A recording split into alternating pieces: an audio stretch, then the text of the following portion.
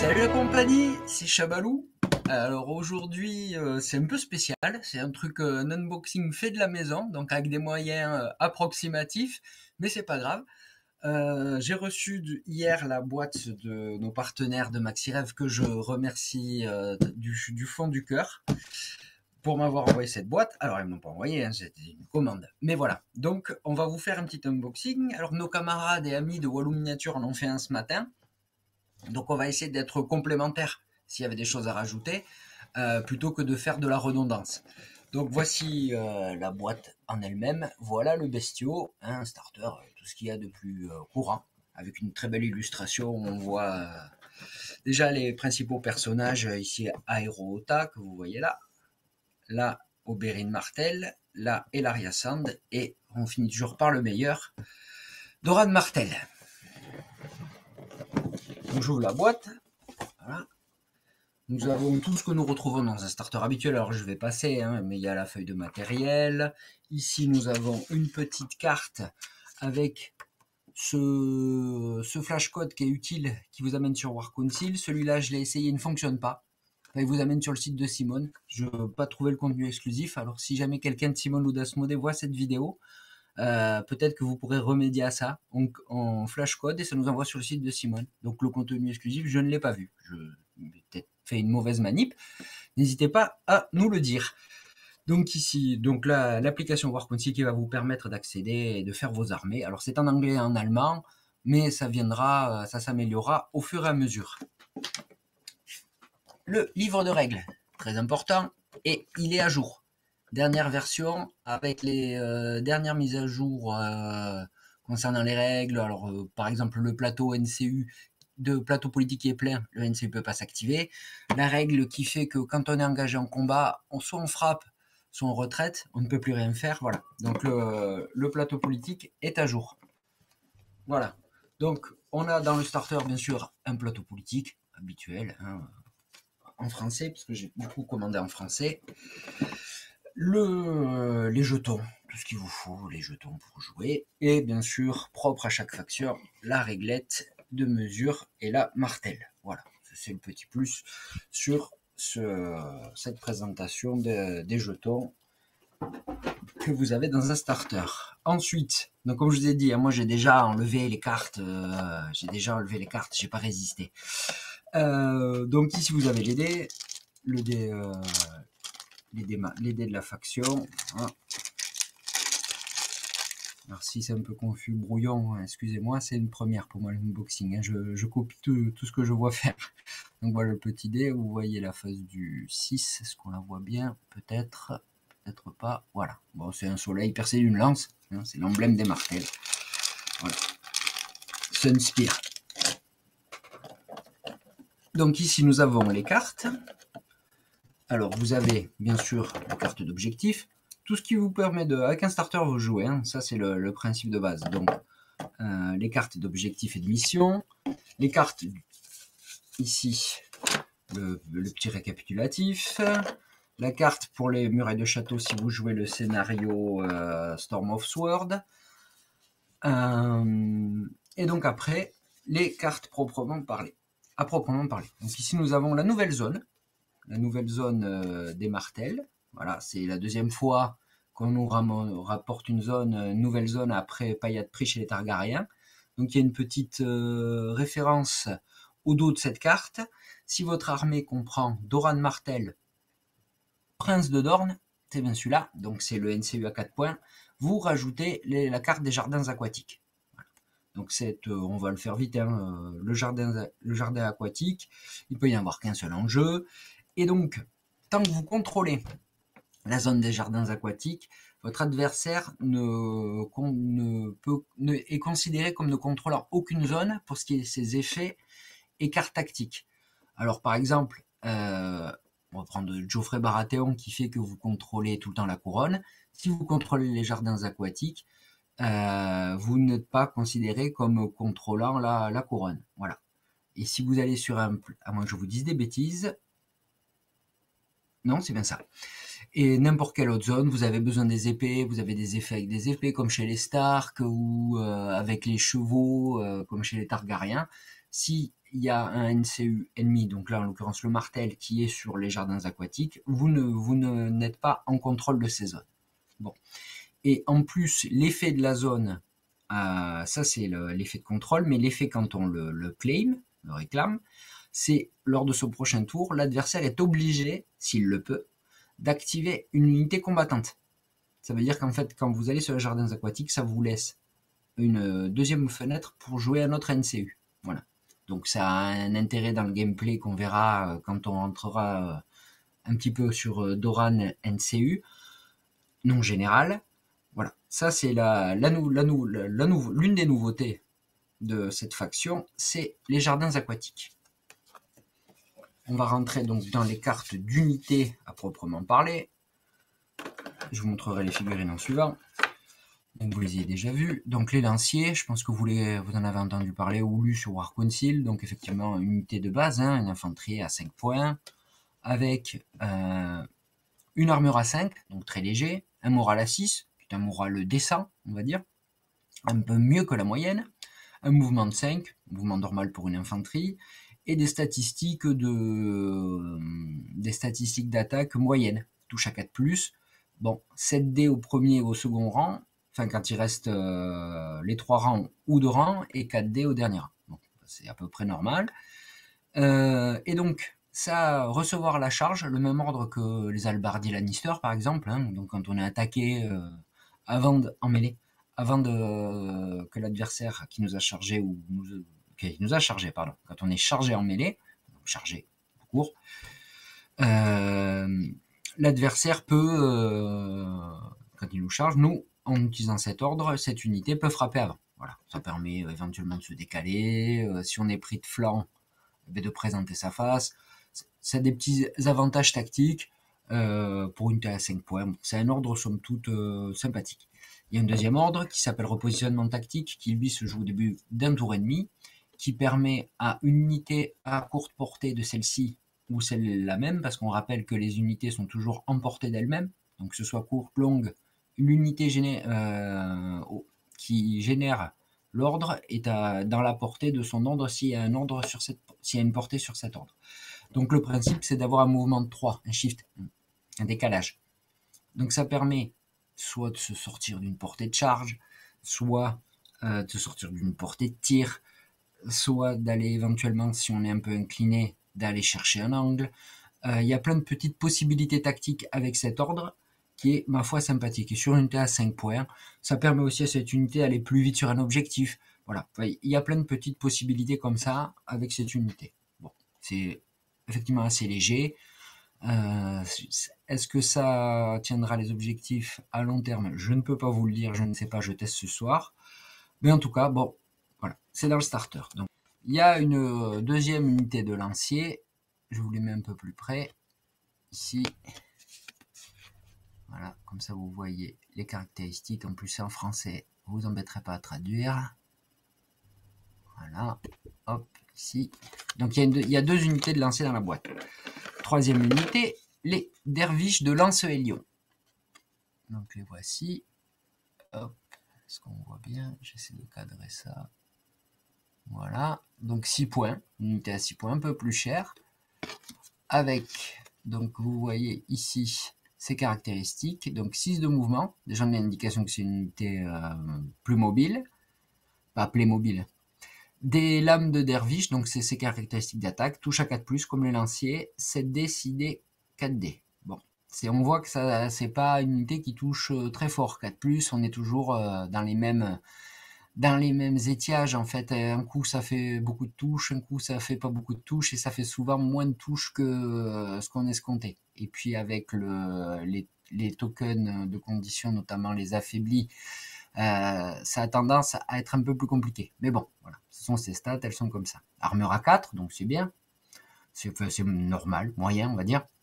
Morale à 6, toujours la même veine des morales chez les martels. Et donc 3 capacités, un ordre, repli éclair, que vous connaissez déjà sur la cavalerie Stark peut-être, enfin, quand on est attaqué en mêlée, cette unité peut faire, après l'attaque de mêlée, elle peut faire une retraite. Bon, premier ordre, capacité de combat, précision, donc sur les 6, une blessure directe, et frappe critique. mais frappe critique si le défenseur n'a pas été activé ce round-ci.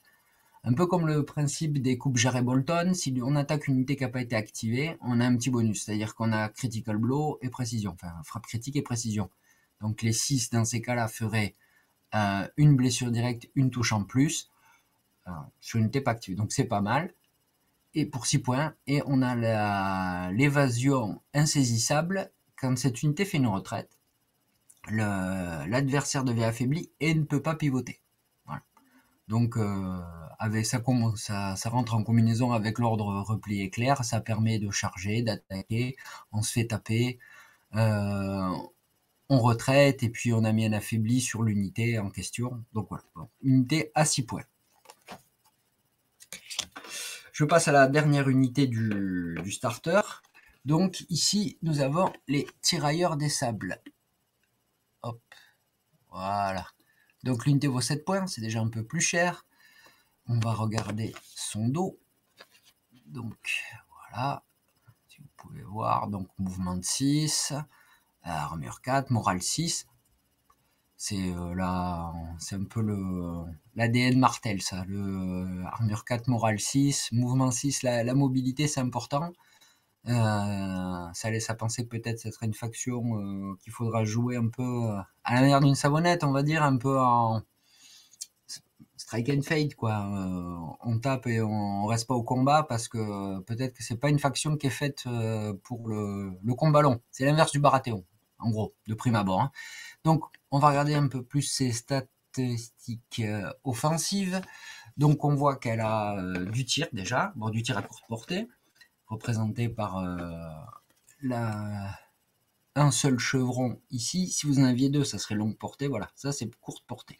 La nouvelle typologie des portées pour les armes de tir. Donc, arc de tirailleur, touche à 3+. Voilà, on a enfin une unité qui touche à 3+, 7D, 5D, 4D. Et au corps à corps, touche à 4+, 7D, 5D, 4D. C'est les mêmes statistiques. Alors, 2 ordres. Le tir rapide, donc c'est après marche ou repli, on peut faire une attaque à distance, un peu comme les vétérans Targaryens ou les Ranger Hunters de la garde de nuit. Donc, vous voyez déjà le petit tricks. Et ensuite, faille de l'éclaireur. Donc, c'est l'ordre de Jorah Mormont. Au début d'un tour allié, on cible une unité ennemie à longue portée au moins. Jusqu'à la fin du tour, les attaques des unités alliées qui visent cet ennemi peuvent relancer n'importe quelle d'attaque et gagnent précision. Donc, ça marche aussi au tir. Donc, on voit très bien, par exemple, on a une manœuvre à faire. Début d'un tour, on cible une unité, on fait sa petite manœuvre. À la fin de sa manœuvre, on fait son ordre et on peut balancer ses tirs. On peut balancer ses 7D 3+ relançables avec précision. Donc, si on était très proche, on peut imaginer qu'on a réussi à faire petite manœuvre de 6, qu'on a pivoté à la fin de la manœuvre. Le shift tir nous amène sur le flanc. Voilà, c'est petite possibilité pour éventuellement faire quelques dégâts et se mettre dans une bonne position. Peut-être une position où on peut se rendre inchargeable. Donc voilà, ça commence à tourner un peu sur ces mécaniques de mouvement, en tout cas avec les unités du starter. Donc voilà, on a fini avec les unités. On va passer maintenant aux cartes à proprement parler. Donc le deck tactique, il est là. Je vous passe sur les cartes de l'attaque de château. Si vous avez regardé, vous avez vu ce que ça faisait. Quand on a été en Espagne à San Juan de Gastelugache, tourner avec Titus l'attaque de château, c'est vraiment pas recommandé pour jouer en tournoi, mais entre copains vous pouvez faire ça. Alors, vous me direz, pourquoi faire des kilomètres et des kilomètres pour aller jouer ce scénario? On est comme ça, nous, c'est les joueurs de l'extrême. Donc on passe aux cartes. Avant de passer aux cartes tactiques, on va passer aux cartes d'attachement et du NC. Donc déjà nous avons une première carte qui s'appelle le Sire de l'Ancélion. Qui n'a pas de coup en point. En fait, c'est un peu comme la carte Mère des Dragons. Je vous le remontre ici. Et voilà un peu ce que ça dit. En gros, ça dit que Doran est général, mais qu'il nous faut Aéro Ota, capitaine de la garde, pour avoir un général sur table. Parce que Doran est général NCU. Et que les effets du général sont comptés sur Aéro aussi. Voilà, tout ce qui a trait au général. c'est le général, il représente le général, donc dans Clash of Kings, c'est lui qui marque les points. Voilà, c'est le général. Bien que l'icône du général soit sur la carte du NCU. Donc le voilà, il est là, il vaut 5 points. Oui, c'est pas un général gratuit, il faut le payer. Sinon un NCU gratuit général, c'était... on revenait à des temps anciens, mais voilà, on retrouve un général NCU, ça fait quelque temps qu'on l'avait pas vu, avec une mécanique donc d'un général déporté sur le champ de bataille, donc c'est sympathique. Et donc, il a quelques petits pouvoirs sympas, lui aussi. C'est que, voilà, ordre de mission, je vous laisse lire. Chaque fois qu'il s'empare d'une zone, on peut remplacer l'effet par l'un des deux effets suivants. Soit l'unité d'aéro-OTA peut effectuer un pivot plus une action de marche, donc on voit que c'est beaucoup de mobilité d'apport aéro, soit une action de repli. Voilà, l'unité d'aéro peut effectuer, aéro-OTA peut effectuer une action de repli. Donc en fait, ça booste vraiment l'unité du général sur la table. Voilà. Il vaut 5 points, c'est un NCU. C'est le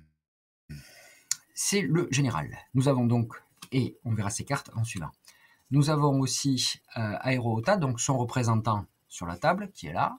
Il y a un petit rappel de la règle sous la carte. Et donc lui, ses capacités, elles sont celles-ci. Assaut coordonné, donc ça fait une touche, plus d'une touche par rang restant sur l'unité lors d'une charge. Il met vulnérable en charge et il a le pouvoir qui permet de soigner de 1 quand on passe un test de morale. Et si on a le contrôle la couronne, on soigne de 1 supplémentaire. Donc bon général qui est très offensif, qui aime bien charger, donc il doit bien aimer charger, reculer et recharger derrière certainement pour bénéficier au maximum de ses capacités, ces deux capacités au-dessus. Donc je vais le tester, celui-là je le teste ce soir. Ensuite, nous avons un autre général. Tout le monde le connaît, tout le monde l'a vu exploser la montagne et se faire exploser par elle. Ça, c'est quand on est trop sûr de soi. Ça, forcément, parfois, il y a des dégâts. Donc, Oberyn Martell. On a adoré le personnage de Pedro, interprété par Pedro Pascal dans la série. Il y avait quelques belles nouvelles dans cette série, et celle-là en était une, que ce personnage était vraiment excellent, complexe, un peu décadent légèrement, mais pas mauvais bougre. Et donc, par contre, sa carte, lui, c'est un peu différent. Donc déjà, il vient avec un venin. Première fois dont on parle du venin, nouvelle mécanique de jeu. Venin de Manticore. Donc ça nous explique, la carte de venin de Manticore, c'est celle-là. C'est une carte poison qui est ici, là. Voilà, pardon, c'est inversé. Carte poison qu'on pose à côté du paquet. Et quand on applique l'effet d'Oberyn, on pose la carte poison sur l'unité en question. Et donc le venin de la Manticore, il est là. Donc je vais vous détailler un petit peu ça. Une fois par partie, après avoir fait une attaque de mêlée, on attache la carte poison, donc le venin de la Manticore qui est là, au défenseur jusqu'à ce qu'il soit détruit. Bon. Et donc cette carte, ce venin de la Manticore, fait que déjà l'unité qu'il a, donc peut plus soigner ses blessures. Déjà c'est pas mal. Et elle si elle doit devenir vulnérable alors qu'elle était déjà vulnérable, elle subit une blessure. Et chaque fois que cette unité est activée, elle devient vulnérable. Donc elle s'active et devient vulnérable, vous arrivez à lui mettre un jeton vulnérable, elle subit une blessure. Voilà. En fait, si elle est vulnérable, à chaque fois que vous mettez des jetons dessus, vous lui faites des dommages. Globalement. Et je reviens à la deuxième capacité d'Oberyn, qui sont les crochets de la vipère, ou crocs de la vipère, comme on veut. Quand cette unité attaque des ennemis qui n'ont pas été activés sur round-ci, le défenseur devient vulnérable et affaibli. Voilà. Donc ça ne fonctionnerait pas sur la première attaque avec la capacité d'Oberyn, parce qu'il faudrait d'abord... Le venin se met à la fin de l'attaque, mais toujours est-il que ça pourrait fonctionner, ça fonctionnera après. Voilà. Au cas où on se posait la question, non. Les crochets de la vipère, c'est quand on attaque des unités qui n'ont pas été activées, et le venin, c'est après avoir résolu l'attaque. Donc l'unité deviendra vulnérable, mais du coup on pourra poser le poison, mais il n'y aura pas d'effet particulier. si ce n'est la prochaine fois. Bref, bon, on continue. Pas trop long non plus. On va passer du coup, là on a fini avec les généraux, donc on va parler des cartes de généraux. Ou peut-être après, allez, on va faire les NCU alors. Alors les NCU. Elaria ici. Elaria Sand, donc qui est la menthe d'Oberyn. La mère des... la mère de quelques aspics des sables, dont on parlera plus tard. Donc elle vaut 4 points, un NCU, et donc qui a des effets qui sont ceux-ci. Charme lyséen. Donc elle vient de Lys, en fait. Hein. Je vous remets la carte, en espérant que vous puissiez bien la lire. Voilà. Donc chaque fois qu'Elaria s'empare d'une zone, on cible une unité combattante alliée, elle retire un de ses pions état. Déjà ça c'est une bonne chose, ça permet d'enlever tous les tokens qui nous embêtent.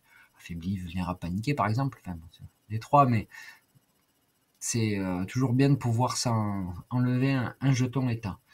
Si on contrôle les épées, alors elle ou un autre, hein, NCU, on cible 2 unités ennemies à longue portée ou moins de l'unité alliée ciblée, donc l'unité sur laquelle on vient d'enlever le jeton état, et on place un pion état sur chacune de ses ennemis. Donc en fait c'est pas mal, hein. C'est vraiment très très très sympathique, ça permet de s'enlever un jeton qui nous embête, et déjà de base, et avec les épées d'en mettre deux ailleurs à longue portée de l'unité. Donc on peut répartir les jetons affaiblis par exemple, si on a besoin de résister un peu, voilà, ça aide pas mal. Et donc après on va arriver à Doran Martell, ici, donc lui, ceux qui nous regardent et qui sont pas sourds, aveugles ou muets, enfin surtout sourds et aveugles, en l'occurrence, ils ont entendu parler, il a déjà fait couler beaucoup d'encre. Certains diraient déverser beaucoup de sel, qu'importe. Donc c'est un NCU à 4 points, et qui lui apporte, on l'a vu tout à l'heure, les jardins aquatiques qui sont ici. Et donc ces pouvoirs sont là. Je vous les laisse les lire et on va un peu détailler après. Enfin, un petit peu, un minimum. Hein. Moi, j'ai jamais joué avec. J'ai lu un petit peu, mais j'essaie de me détacher de ce que j'ai lu pour me faire mon propre avis. Donc voilà les jardins ici. Voilà. Et voilà Doran. Donc Doran. Secret de Lancelot. Chaque fois que Doran Martell s'empare de la zone correspondante pour le round, on place un pion ordre sur cette carte. Donc round 1, il doit s'emparer soit de la bourse, soit des épées. Round 2, soit de la couronne, soit des jardins aquatiques qui sont là. Round 3, soit des lettres, soit des chevaux. Round 4, soit de la couronne, soit des épées. Round 5, soit de la bourse, soit des jardins aquatiques. Et round 6, soit de la lettre, soit des chevaux. À la fin de chaque round, s'il y a 4 pions ordre sur Doran Martell, gagnez 2 points de victoire. Donc en fait, si Doran prend une des deux zones indiquées pour le round, il met un pion, et à partir du round 4, enfin à la fin de chaque round, mais normalement il ne fait qu'un jeton par tour, donc ça sera à partir du round 4, s'il a 4 pions, eh bien, il gagne 2 points de victoire, sachant que il n'y a pas forcément besoin d'avoir plus de points de victoire, sachant que à la fin du round 5, même chose, et même chose. Donc en fait, il peut vous faire gagner 6 points. Parce qu'il est très fort, 6 points de victoire, c'est plus de la moitié du contrat, mais c'est de la fin de partie. Ça sous-entend avoir tenu jusqu'au round 4 pour pouvoir bénéficier de ses bienfaits, ou de ses méfaits diront certains. Bon. Le principe combiné avec les jardins aquatiques, il y a toute une mécanique de jeu à mettre en place pour bien assurer les zones à chaque tour. Il y a toute une mécanique de jeu à mettre en place pour le contrer, ça a déjà été dit. Baelish est d'un de tes contres. Est-ce que je vous l'explique maintenant? Peut-être pas. Mais en tout cas, voilà, ça c'est le personnage en particulier. Je vais pas le tester ce soir parce que j'avais envie de jouer différemment, et parce qu'il demande un peu de construction du deck, fait de l'armée autour, et comme c'est plutôt une partie d'unboxing que je ferai ce soir, j'ai pas forcément envie de rentrer trop dans le montage pour optimiser quelque chose. Voilà. Donc ça c'est Doran. le NCU. Donc on a vu les NCU, on y reviendra certainement. On va passer aux attachements. Alors, les attachements, ils sont ici. Donc on a Oberyn en attachement, qui vaut 2 points, et qui a comme capacité donc l'écrou de la vipère, qui partage avec sa carte de général, et l'expert dueliste, que vous connaissez tous, sauf si vous commencez, ou que vous avez jamais affronté Khal Drogo. Non, bref, c'est la capacité qui permet de tuer un attachement en mêlée sur 3+, quel qu'il soit. Un attachement infanterie, bien entendu. Ou de faire une blessure directe. Voilà. Avant de lancer les dés d'attaque.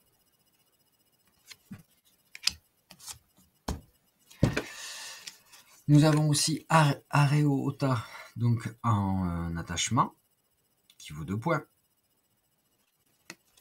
Alors à canon, donc on voit pas souvent, mais un peu plus, qui s'appelle plan de bataille. Au début de n'importe quel tour, on défausse 2 cartes. Et on va chercher dans sa défausse ou dans son... On va chercher dans son paquet tactique, pardon.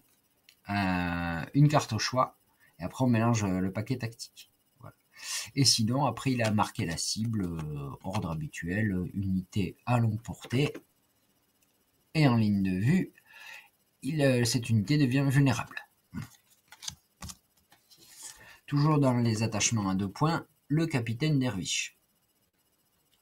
Il a 2 ordres, déstabilisation, enfin 2 ordres, 2 capacités, pardon, déstabilisation qui fait que cette unité est touchée à -1 corps à corps, donc qui améliore un petit peu la survivabilité de l'unité.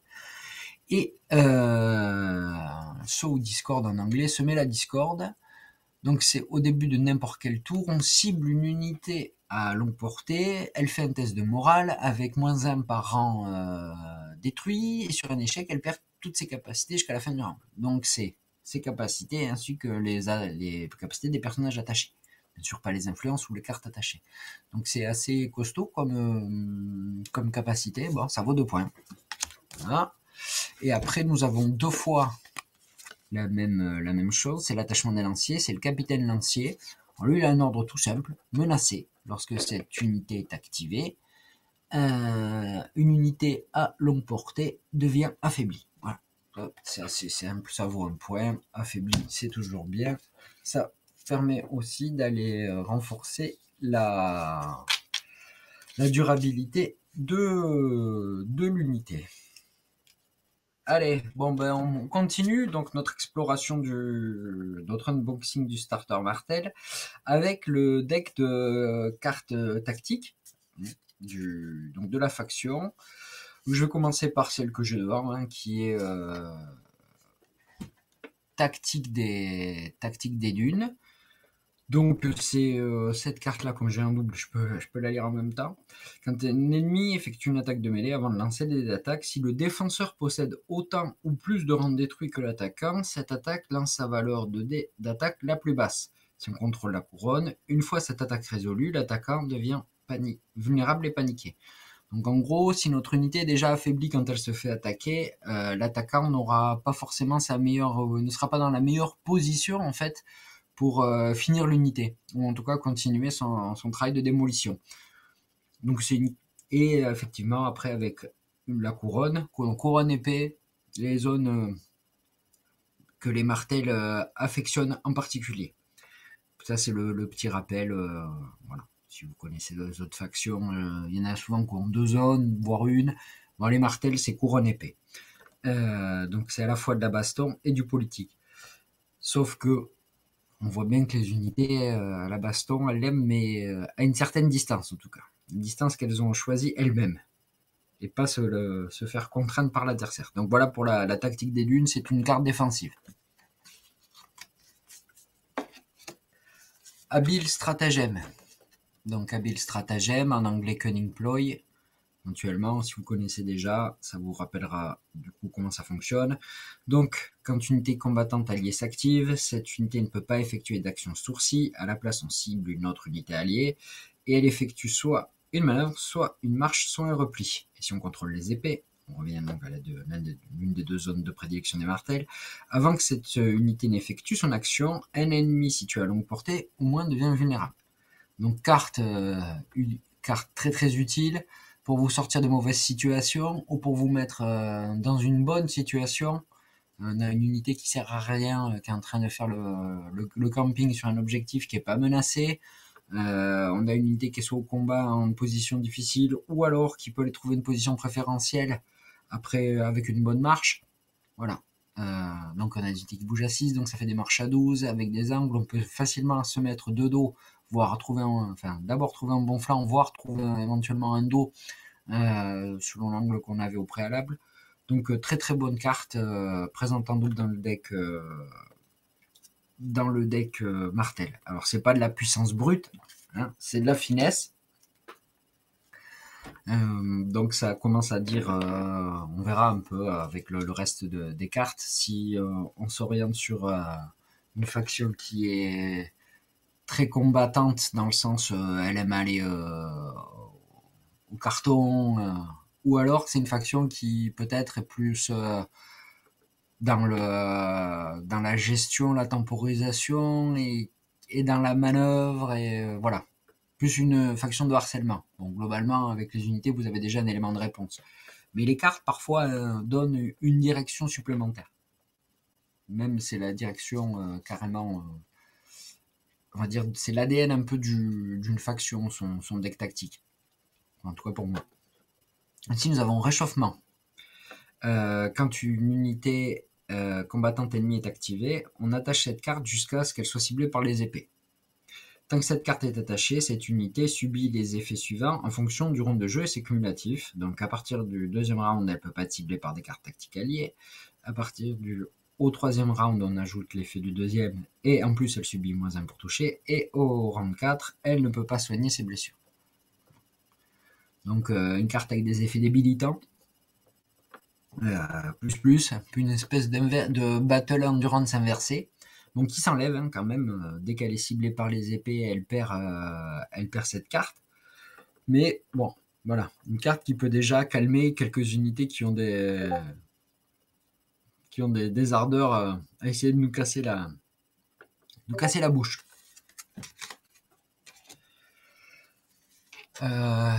Nouvelle carte, sans diplomatie, donc qui joue au début de n'importe quel round. L'adversaire choisit une zone stratégique, pour mémoire les zones sur le plateau politique. Ensuite, on en choisit une.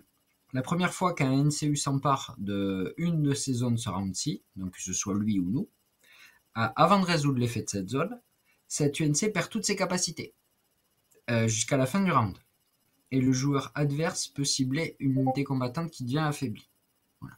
Donc les martels mettent des effets débilitants sur les unités combattantes, mais aussi sur les NCU, puisque pour le coup, vous jouez ça par exemple quand c'est un round que vous commencez pas, et du coup le joueur adverse bien sûr a la primauté de choisir la zone, mais vous pouvez en choisir une qui vous embêterait qu'il prenne, et s'il la prend, son NCU va perdre ses capas, voilà.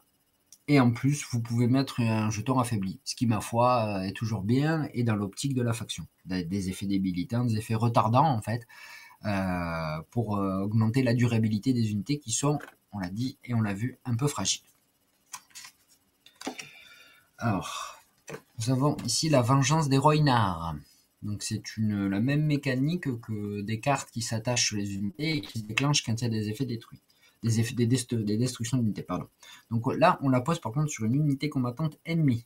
À la différence des autres, celle-là, on la pose sur un ennemi. Donc quand une unité de cavalerie ou d'infanterie alliée, donc je suppose que c'est la nôtre, est détruite, on place un pion horde sur cette carte. Tant que cette carte est pourvue d'un pion, chaque fois que cette unité attaque, elle subit une blessure pour chaque résultat de 1 sur les dés d'attaque.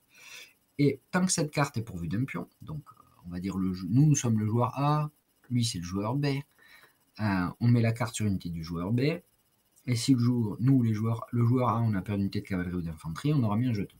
Bon.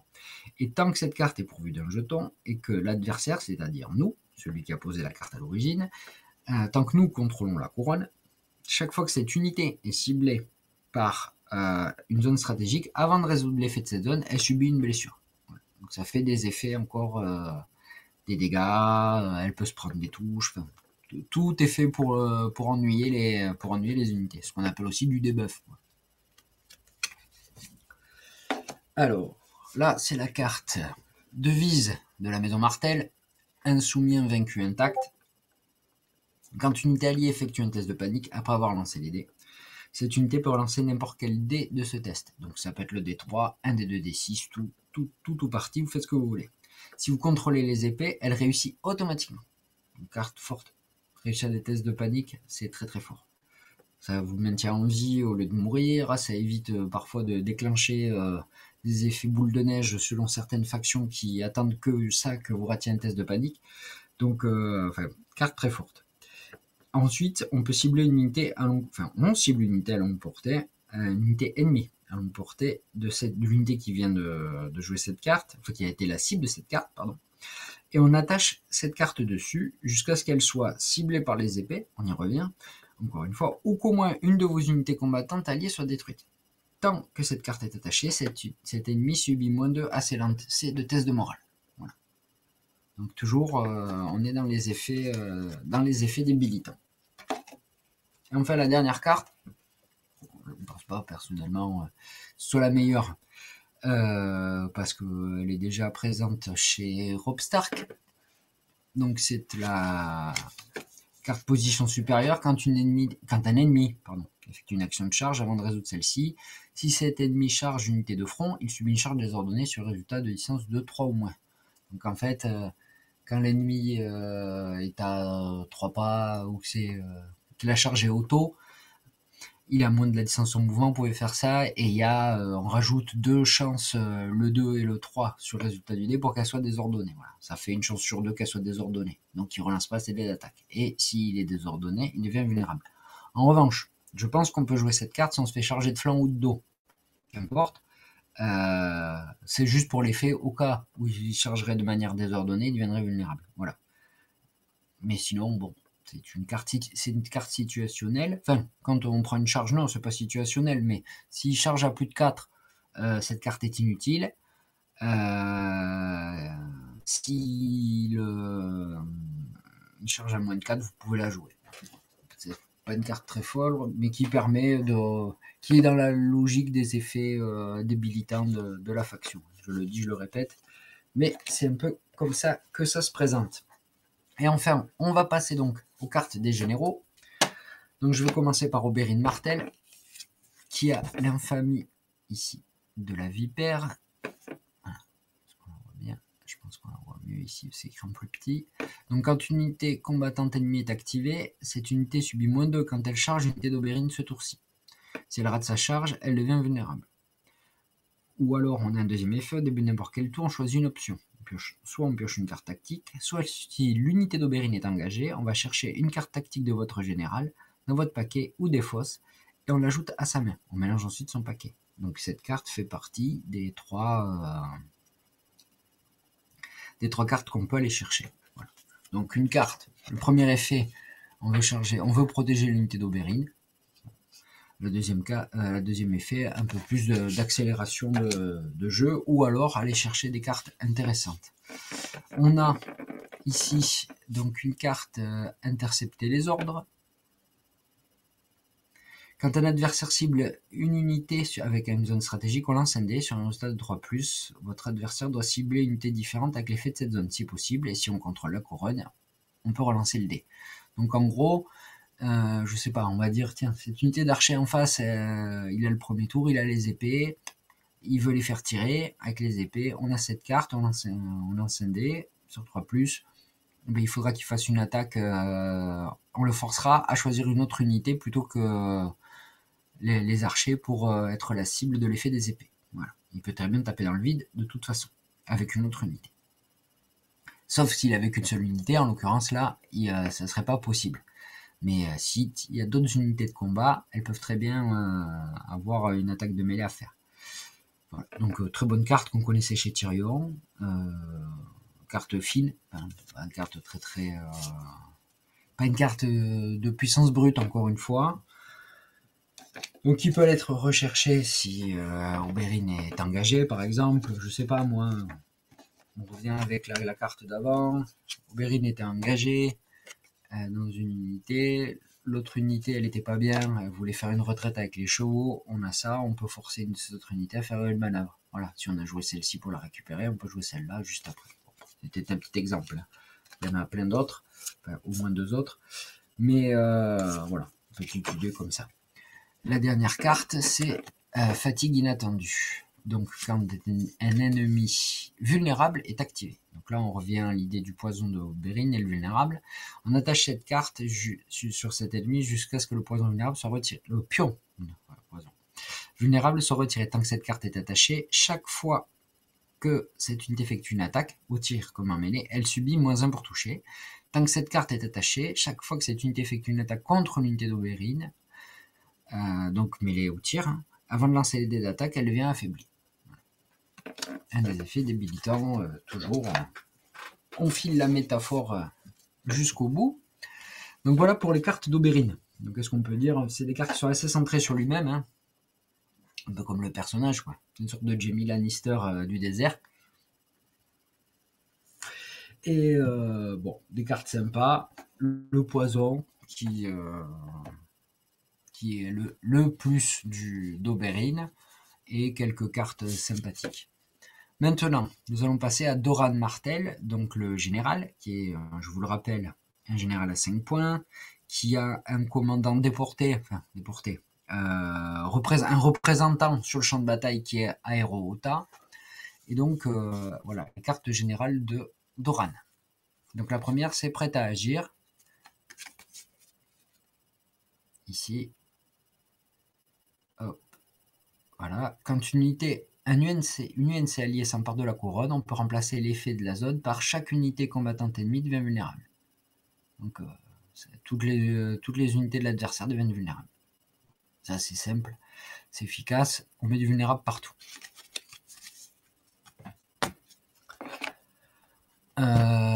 Pour parler,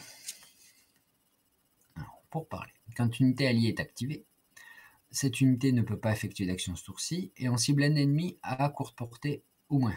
Il est activé, mais n'effectue aucune action. Donc en fait, ça permet, au prix de son activation, d'activer l'unité en face.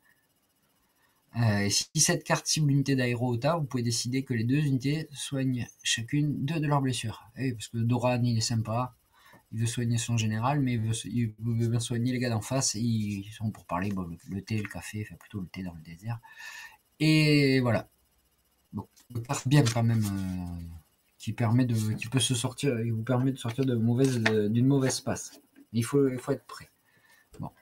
Après, nous avons la carte Objectif Trompeur, qui est la dernière de Doran. Ici. Là. Hop. Quand une UNC ennemie est activée, si cette UNC s'empare d'une zone ce tour-ci, après avoir résolu les effets de cette dernière, on peut déplacer cette UNC sur n'importe quelle autre zone libre. Si vous avez déplacé cette unité depuis la couronne, on cible une unité combattante ennemie et gagne un pion méta. S'il y en a un qui veut nous piquer la couronne, on peut le sortir et donner un petit pion méta tranquillement.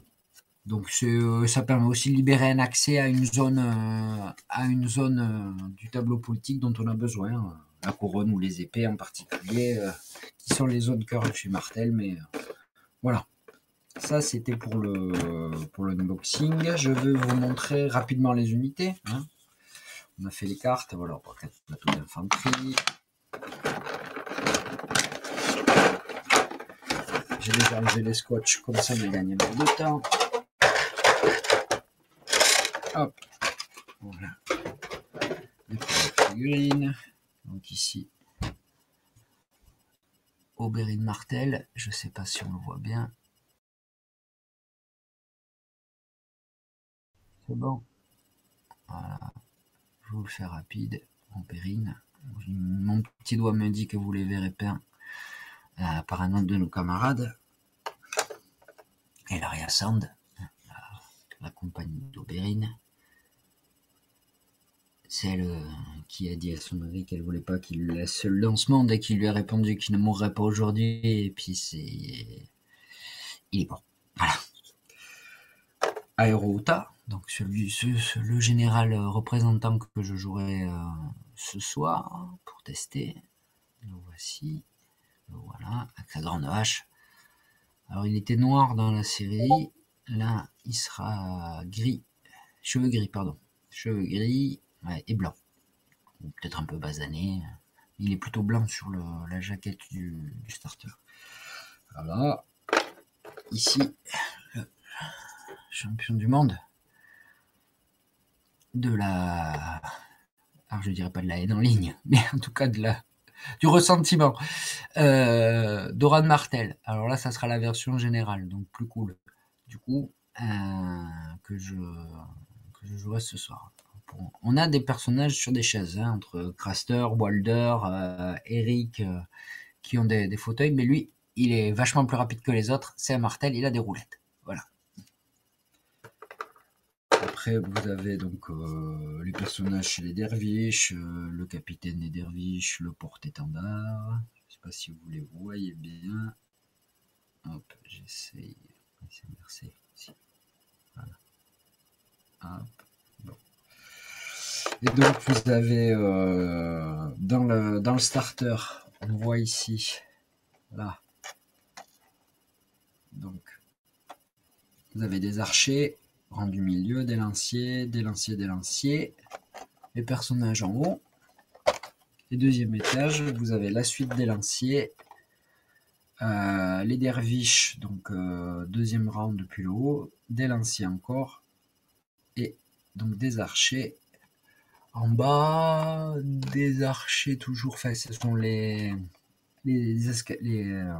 Skirmishers, et les deux porte-étendards des lanciers, ainsi que les capitaines des lanciers. Voilà un peu pour les figurines du starter. Donc Simone a fait du beau boulot quand même sur les figurines. Je trouve que c'est bien fait. Le système de rangement est sympa parce qu'ils ont un peu modifié l'organisation des plateaux. Donc c'est pas mal. C'est pas mal. On va tester ça ce soir. J'ai hâte de pouvoir tester. Alors bon, ça sera pas pire. Hein. Je ne suis pas une machine, ni même un magicien. Je ne pourrais pas prendre la totalité. Ni même une seule figurine. D'ailleurs, je vais pas avoir le temps du starter d'ici ce soir. Mais voilà, je vais tester. Et je voulais histoire de vous dire, je vais rajouter une petite unité histoire d'arriver à la quarantaine de points. Ça sera la garde royale de Lancélion. Voilà. Et bien écoutez, on se retrouve tout de suite avec l'unboxing des gardes royaux que je vais jouer ce soir.